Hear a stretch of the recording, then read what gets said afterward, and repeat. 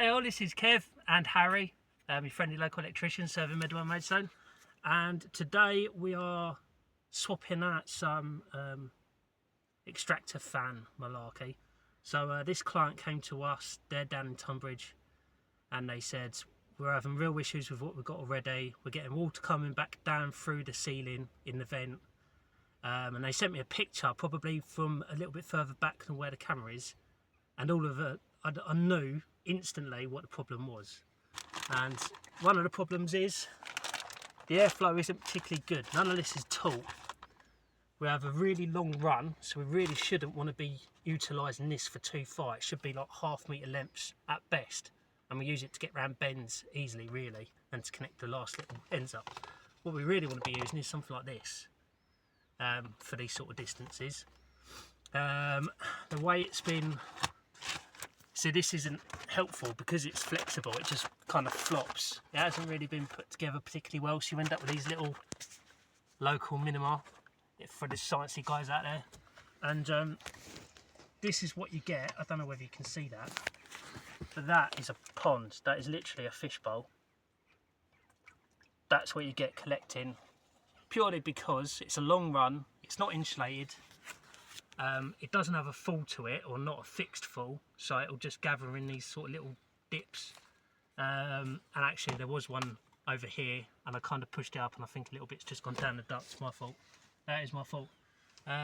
So these are kind of the little design errors that we're going to combat today. Looking down in the bathroom, this family is really suffering from condensation, you can really tell. And I don't think this is quite up to the job by itself, so this is quite new. We're going to reuse that. We're going to couple it with our super duper whoppers, so there's two of them trying to draw air. We're going to give them a master switch for over the winter months. They can switch it on throughout the winter and leave it on until it starts getting warmer and they can start opening windows and stuff. So yeah, this is the initial video before we crack on, just to show you bad installation practices, I guess. Not, you know what, it's not far off being half decent, but there's just a couple of issues that he's been caught out this time with what has been done. It's just, yeah, unfortunately the circumstances are that what he's put together has failed. Only just. There's only probably 20% problems that need to be remedied to fix this, but we're going to do a super duper install to make sure there's no risk of that ever happening again. So yeah, all the best, Kev and Harry. Hey all, this is Kev and Harry, your friendly local electrician serving Medway Maidstone, and this is the after video for this client in Tunbridge that was suffering with like really bad condensation in the bathroom, which prompted the extractor fans in the first place. But they were getting water back down through their vent in the ceiling.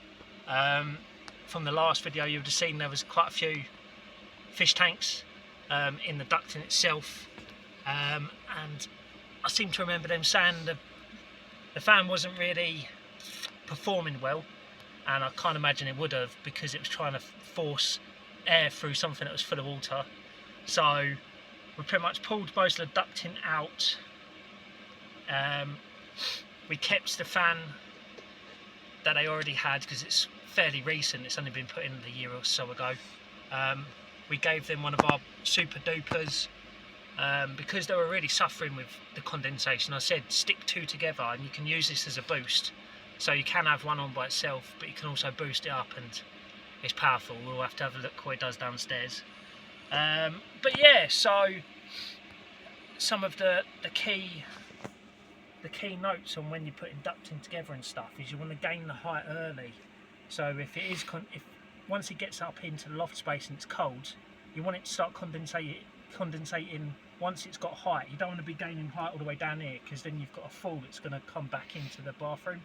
So you gain your height early, you try and restrict the bends as much as you can, and if there are bends, try and make them a nice smooth curve, ducting all nice and taut. And because we've got it's a long distance really for this type of application, we've got some solid ducting fixed nicely and properly with a bit of fall on the way out. Any other points to note? Because they were suffering with water falling back down through the vent, and because we had to gain quite a lot of height, the vent height over here, I would have liked it to be quite a bit lower. Because we kind of had that to work with, we've stuck a condensation trap with condensate pipe that goes outside for them. So yeah, this should be the bomb-proof extraction system that they're hoping for, and they are reporting that it's working really well. They're not, when they have a bath and a shower, you don't have the complete glaze of water across all the tiles. They're saying that's like nearly completely gone. So yeah, it'd be interesting to hear from them exactly how it's performing, but it sounds like it's been working well for them. But yeah, so yeah, this is the best one so far. It's the best system we've done so far. So yeah, it's exciting. All the best till next time. Kevin Harry. System that we fitted in Tunbridge. Now actually, there's not an awful lot to see in the bathroom, which is cut, super duper nice. All you get is a nice little vent. We normally fit chrome, but this customer went for white. And how powerful might it be? Let's have a quick look. Do you hear humming, Harry? No. Do you hear vibrating? No. What do you hear? Air, suction. Air. And this, I think this is about 6 TPs in the wad. Look at that. And this is in normal mode. Shall we see what happens when we put it into boost?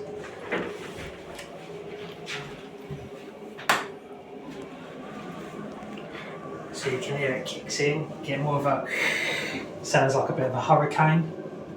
But only a quiet hurricane, it's not loud. Animal.